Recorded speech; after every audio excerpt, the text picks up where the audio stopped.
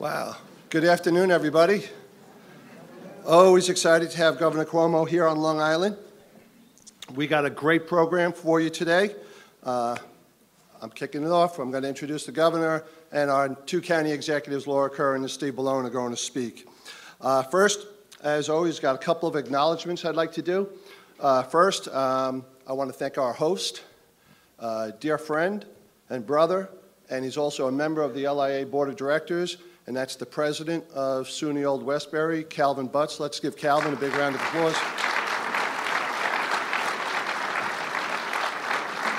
We have our Nassau and Suffolk County executives, Laura Curran and Steve Bellone, with us.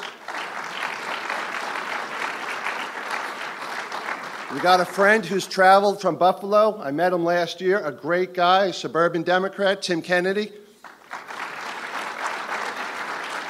And we got our Senate delegation. Some of them are still en route, but we have John Brooks, Todd Kaminsky, Jimmy Gorin, Anna Kaplan, Kevin Thomas, and Monica Martinez. Let's give them a round. Assemblyman Tony Durso. Tony. Oyster Bay Supervisor Joe Saladino.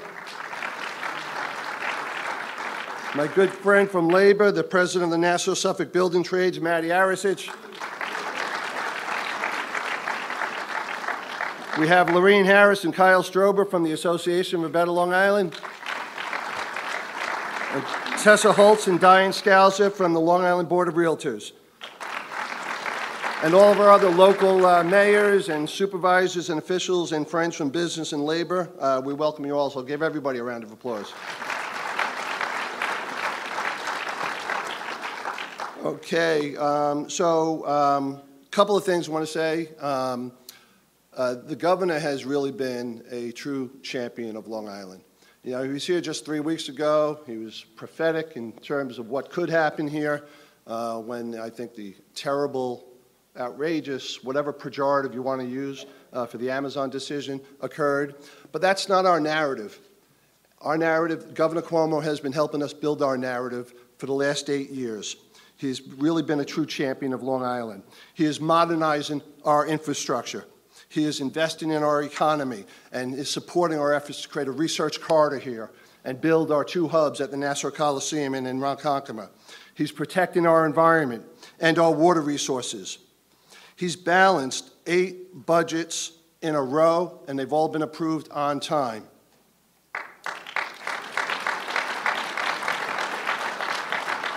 We have high job growth and low unemployment.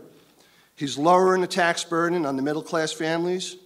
He has fought to address high taxes and has championed the successful property tax cap. The tax cap is working.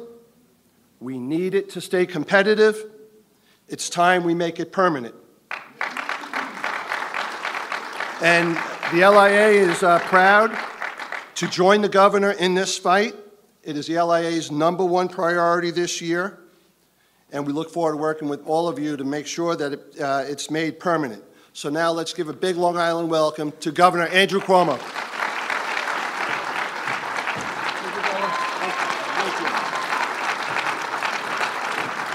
Thank you very much.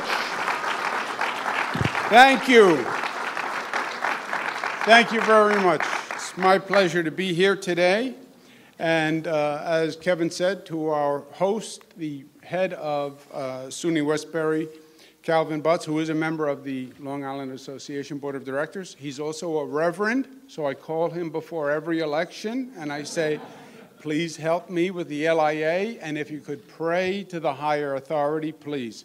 Calvin Butts, let's give him a round of applause.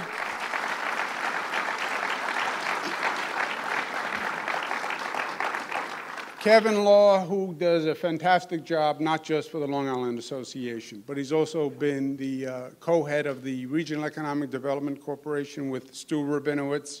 He has done great, great work for Long Island. He's really brought it all together. Kevin Law.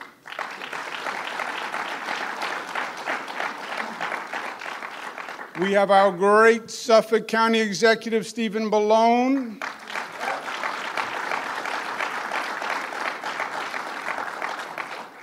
And our other great county executive. I tease them as the dynamic duo, Laura Curran, but give her a round of applause. I also want to thank County Executive Curran for her great work the other night of the Long Island Railroad accident, which was horrific. But she was there, she was on the scene, and she was a great help. So let's give her a round of applause, please. I'd like to give you a quick update on where we are in the state and ask for your help and support. We are about 6 weeks into the legislative session. We're about 1 month from doing the state budget. And the state budget is more than a budget. It's basically the whole action plan for the year. The legislature's done good work already over the past 6 weeks. They passed the Reproductive Health Act, which was important, the Child Victims Act, the DREAM Act, Voting Rights Act, so people can actually vote now, and we have early voting finally in the state of New York, so we're excited about that. Yeah, that deserves applause. We are going to do criminal justice reform before the session is out, and we need that desperately. But the budget is also primarily about the economy, and it is the economy that drives all else. I like to say the economy is the engine that pulls the train. If you are not creating economic activity, you don't have a tax base for the county executives to do their good work. You don't have opportunity for young people to stay. You're not bringing businesses in. You have to grow that economy. And we have worked harder at that than any administration in the history of the state of New York, I'm proud to say, with good success. First of all, we totally changed the way the state did economic development. The old way was you'd have some bureaucrats up in Albany saying, I think this is good for Long Island. How would they know what's good for Long Island, right? So the regional economic development councils, Kevin Law, Stuart Rabinowitz, they bring together the best business minds, the academic minds, local elected officials, came up with a business plan. The state then invested about $1 billion. It generated about $4 billion in economic activity. And it was, as Kevin said, a full, comprehensive economic development plan for the entire island area, right? The old mentality of, well, you have Nassau and you have Suffolk, and there's a line in the middle. The line is only on a map. It doesn't exist in reality. It's one region. It's one economy. Either the whole island goes up or the island goes down. We started with transportation. We're rebuilding the Long Island Railroad, the second track, the third track. They talked about it for 50 years. Parts of Long Island Railroad have one track. You know when you hear the report in the morning, Long Island Railroad, there's a delay, it's 2 hours. One track. So if a squirrel happens onto the track and has a heart attack, everything stops for 2 hours. Building the second track and the third track, we're redoing 50 stations. We're going to prioritize a project called East Side Access, which brings the trains into the east side of Manhattan. That was long overdue, and we're going to get that done. What we've done on the environment with water quality and partnering with County Executive Ballone on bringing a real water and sewer system to Suffolk County. We're doing environmental work in cleaning up our bays and our shorelines with shellfish restoration. We have what I think is the next research triangle that drove North Carolina. We have it right here with Cold Spring Harbor and Hofstra and Stony Brook all working together. So that investment part has been working very well.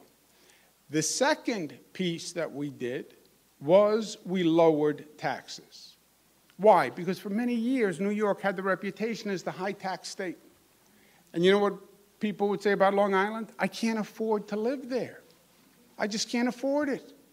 You had people who were paying property taxes that were higher than their mortgage.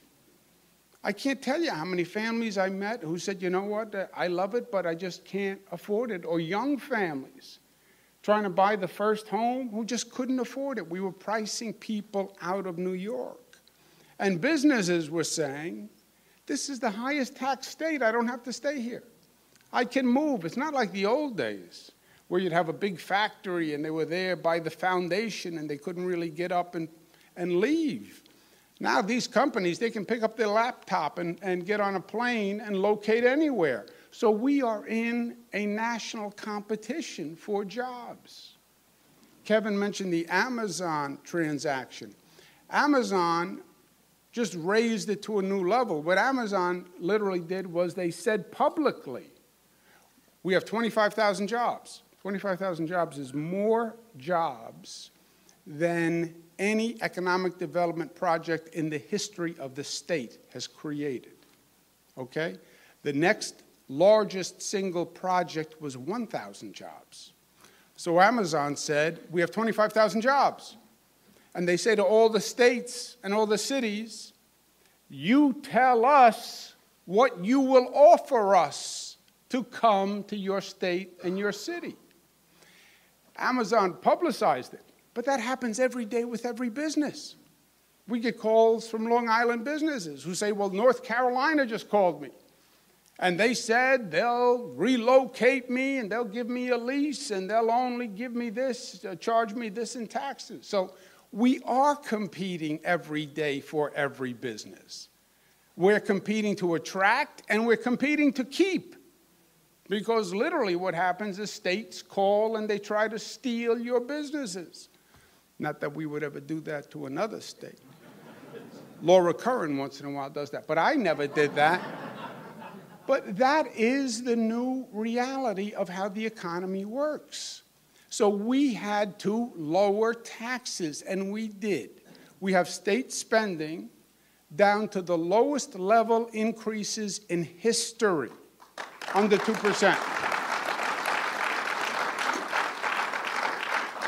And because we did that, then we could lower taxes, and we've lowered taxes across the board to a point where everyone's taxes are lower today than the day I took office. Every tax bracket in the state of New York. And it's working because the numbers prove that it's working. Today, the state of New York has more private sector jobs than it has ever had in the history of the state of New York, 8.2 million. Today, Long Island, hold your applause. Today, Long Island has 1.1 million jobs, more jobs than Long Island has ever had in the history of Long Island.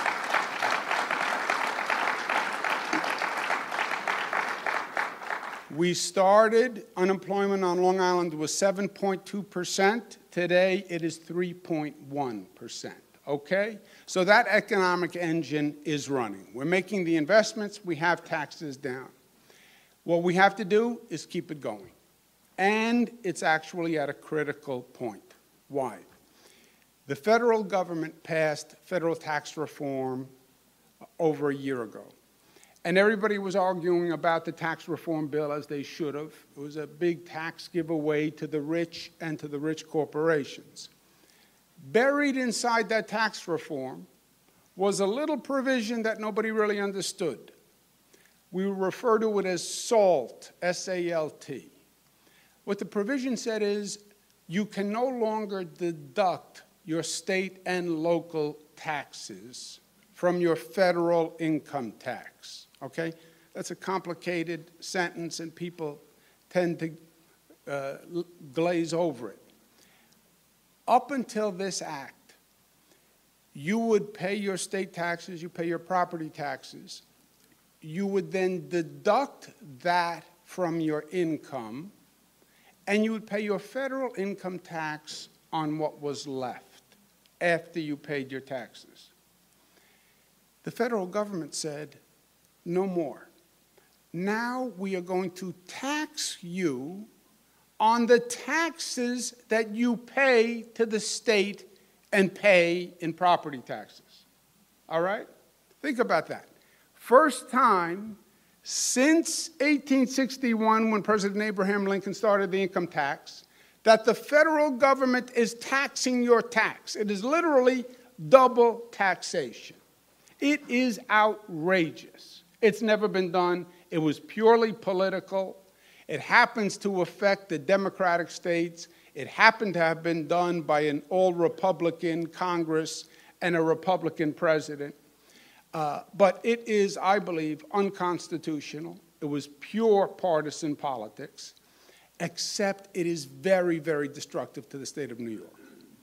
It costs us $15 billion more in taxes, $15 billion more.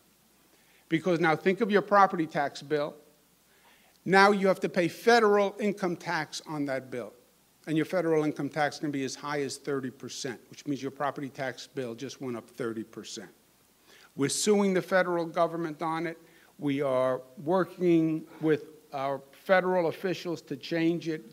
I'm working with governors all across the country to rally to change it, because it will, if we do not repeal it, it could affect the long-term trajectory of this state. Because we've been lowering taxes, we've been doing all this work. In one signature, the president threw it all out the window. And talk about unjust. Think about this. 50 states, 40 of the states get more from the federal government than they give. Only 10 give more than they take. 10 give, 40 take. Guess what state generates more money for the federal government than any other state in the United States of America? State of New York. We give more than any other state, $35 billion more than we get back. And then they pass this tax provision which penalizes us even more. In this competition that we have with other states, it now makes it much harder for us to compete.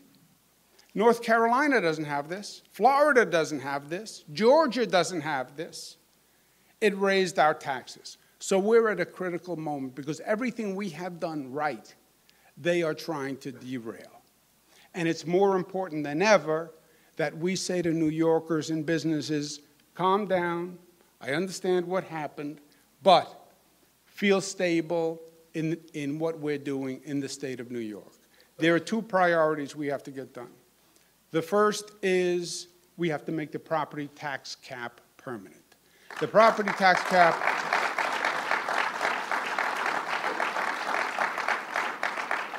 property taxes are the #1 tax in the state of New York. They're about 2.5 times what people normally pay for their state income tax. Nassau, Suffolk, Westchester, some of the highest property taxes in the United States of America, okay? They were going up 5, 6, 7% every year. And we were literally taxing people out of their homes. We said 6 years ago we're going to have a property tax cap no more than 2% unless the locality has a supermajority to override it. And the localities don't want to override it because they don't want the political ramifications. So those increases went from 5, 6, 7% down to 2%. That's a totally different situation when it only goes up to 2%. It's actually a livable situation. We've had it in place. I want to say this year, in the law, the 2% tax cap is permanent. So when people are worried about the increase on the federal side, they know that it's going to be lower on the state side. I also want to say to the middle-class families in New York, who are the ones who are suffering. The federal government took care of the rich with their tax break. Meanwhile, the middle class is always the one who gets stuck. I want to say we understand your problem. We understand your pressure. I want to cut middle-class taxes again this year so people have confidence.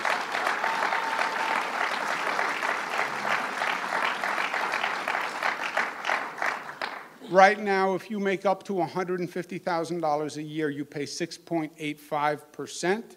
I want to reduce that down to 5.5%. And for those who make up to $300,000, right now you pay 6.85. I want to reduce that down to 6%. So we say to people, we know you're struggling. We know you're struggling with your taxes. We have the permanent property tax cap, and we're going to cut middle-class taxes. That is the smartest thing for the state to do today. That has to be done in the state budget. The state budget is done in about 1 month. This is going to be politically controversial. Everybody has an opinion, especially in New York. Everybody has 2 opinions. Depends on the day. We need this tax cut, and we need a permanent property tax cap. And I need your support to make it happen. We have our state senators. We have Todd Kaminsky, John Brooks, Jim Gorin, Anna Kaplan, Kevin Thomas, Monica Martinez. They are all 100% supportive of both the tax cut and making it a permanent tax cap. They are going to be warriors for tax fairness. Many of the assembly members are wholly supportive. Tony Dorso is here today. He's a 100% supportive for tax fairness. We have Senator Tim Kennedy from the faraway land of Buffalo, still located in the state of New York. He is here to join the coalition of Long Island senators in support of a permanent tax cap and the middle-class tax cut. So let's give him a round of applause.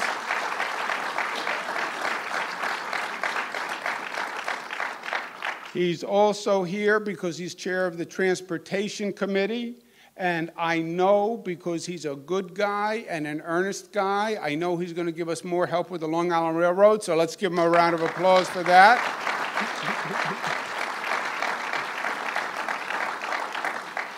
But with the state Senate holding firm, we're going to make it a priority. We are committed to not getting a budget done without this tax cap being made permanent and a middle-class tax cut.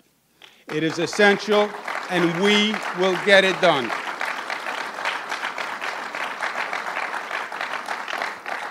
Everything is pointed in the right direction. We're making great progress on Long Island. I am not a Long Islander by birth. Technically I am, because Queens is technically on Long Island, if you want. And I was Eastern Queens, so I was almost over the border anyway. But I know Long Island very well, and I've been involved with it for a long time. I have never felt the energy and the progress that we are feeling now. All the arrows are pointed in the right direction. Jobs are going up, unemployment is going down, taxes are going down, the environmental work is getting done, transportation is better than ever, we have businesses coming in. We have to keep it going. We have to keep it going.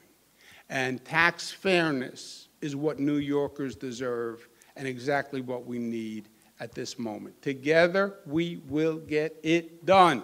But I need your help. Thank you, and God bless you. Please welcome Nassau County Executive Laura Curran.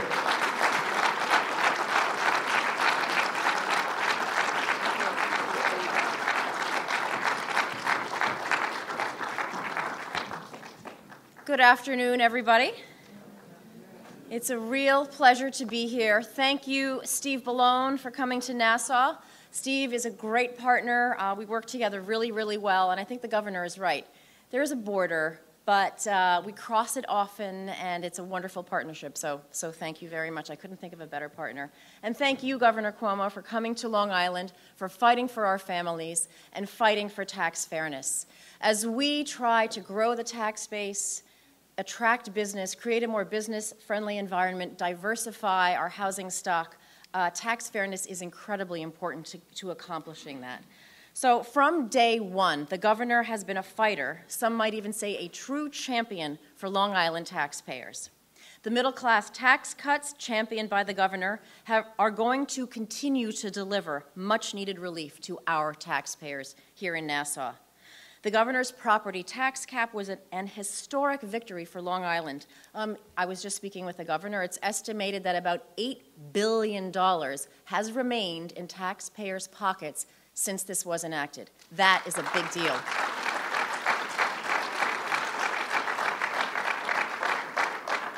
In Nassau County, we are laser focused on holding the line on taxes. Our budget for this year includes no property tax increase. So we are very fortunate to have a governor who recognizes the challenges facing our hardworking residents and is with us to make a real difference for Long Island families.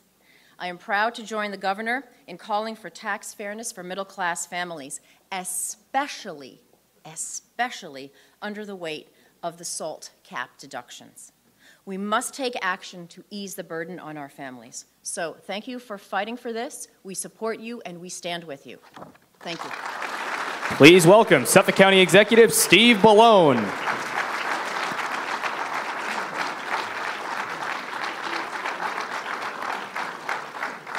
Thank you. Please sit down. It is great to be here with President Calvin Butts and my good friend Kevin Law. Thank him for his great leadership.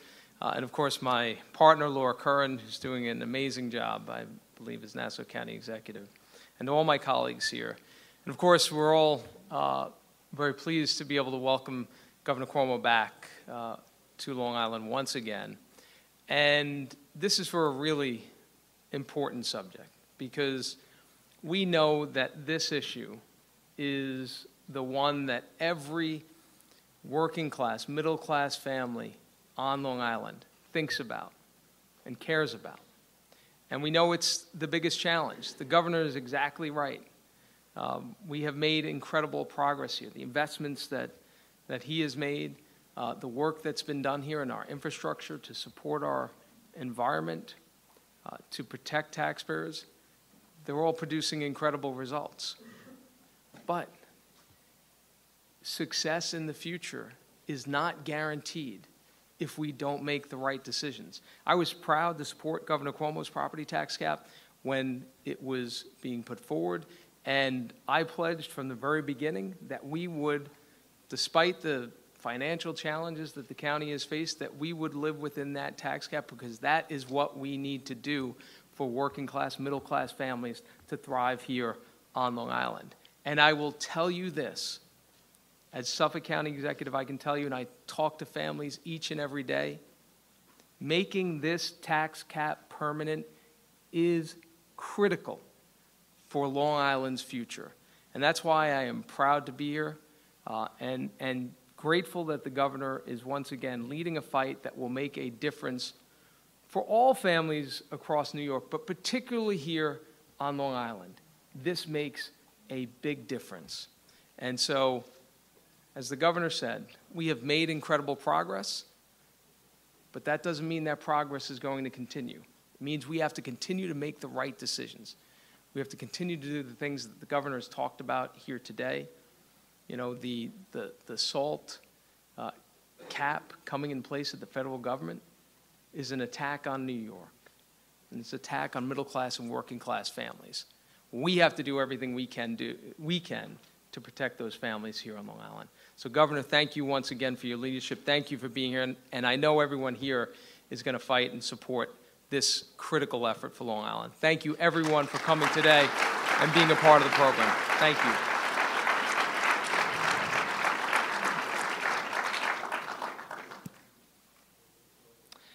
And I noticed that, I know Senator Tim Kennedy is here, but my colleagues from the senator here, and I want to thank them for their leadership and the work that they are doing. Senator Todd Kaminsky, Senator John Brooks are here from Albany, and I know they support making the tax cap permanent. Thank you, Senator Kennedy. Thank you, Senator Brooks, for your leadership. Give them a big round of applause. You guys stand up. They are fighting for us on Long Island. They are fighting for the property tax cap to make it permanent here. And again, thank you everyone for being here. Thank you for your support, and let's win this fight. Thank you.